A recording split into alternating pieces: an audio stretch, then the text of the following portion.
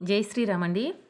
నేను భగవద్గీత వీడియోస్ చేద్దాము అనుకుంటున్నాను అని మా వాళ్ళకి చెప్తే, భగవద్గీత ఎవరు చూస్తారు?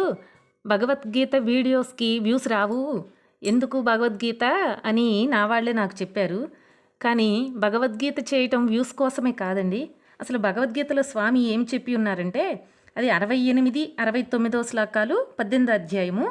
ఒకసారి మీకు వినిపిస్తాను.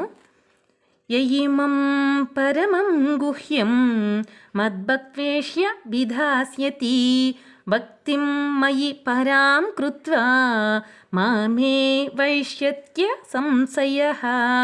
ఎవడు ఈ పరమరహస్యమగు గీతాశాస్త్రమును నా భక్తులకు చెప్పుచున్నాడో వాడు నా యందు సర్వోత్కృష్టమైన భక్తిని చేసి నన్నే పొందగలడు, ఇందు సంశయం లేదు అని ఇది స్వామే చెప్తున్నాడండి.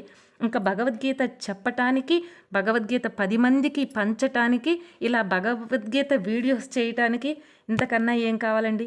తర్వాత నచ తస్మాన్ మనుష్యేషు కచ్చిన్మే ప్రియకృత్తమః భవితా చ తమే తస్మా ధన్యః ప్రియతరో భువి. మనుష్యులలో నా భక్తులకు గీతను చెప్పునట్టి వాని కంటే నాకు అధిక ప్రియము చేయువాడెవ్వడూ లేనేలేడు.